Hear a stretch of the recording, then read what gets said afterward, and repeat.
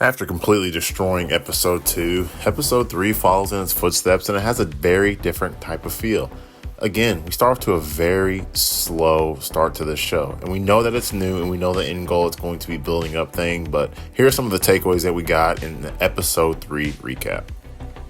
We end up figuring out that there are only a few hackers in the world who are capable of having the facial recognition software that can put Dr. Skinner's face on over 100,000 people, one being our genius Elaine.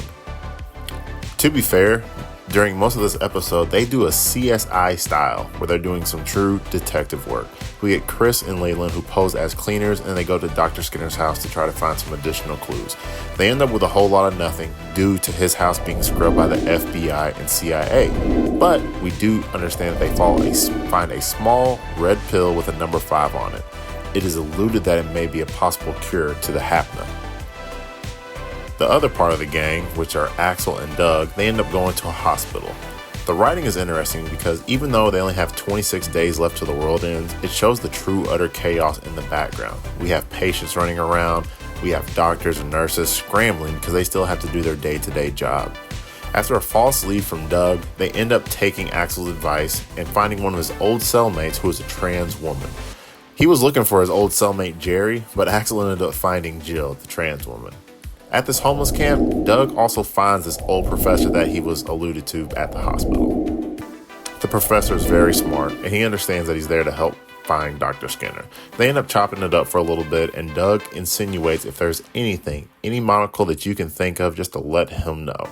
And for some reason, the doctor brings up Baklava. Dr. Skinner's grandmother lives in Istanbul, Turkey, and he was always talking about how tasty her baklava is. It's random, but you gotta remember this is set in 2052, so the show Lazarus is a very futuristic show, and the two end up taking a hyper train to Turkey. And 6 hours later, they end up at Grandma Belinda's house, and they get to taste her infamous baklava.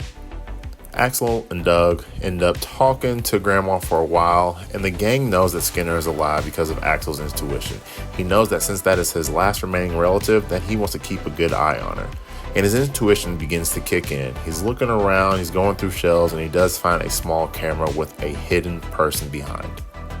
We're not sure of who that person is, but it's insinuated that it is either Dr. Skinner or somebody who is helping them.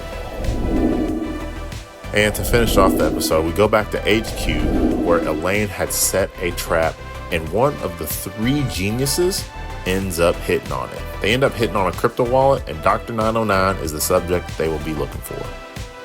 Again, the background music is what saves it. There is a small little chase where Axel is running away, and it's pretty cool. But this episode's a lot better than episode 2. It gives us at least some type of leeway to see where we may be going. But that's episode 3 recap. Nothing too much more to report. Let me know what you think about it. Let me know who you think's behind the camera. And Elaine is the secret character in the show. She is the genius that is tying everything together in the backlands.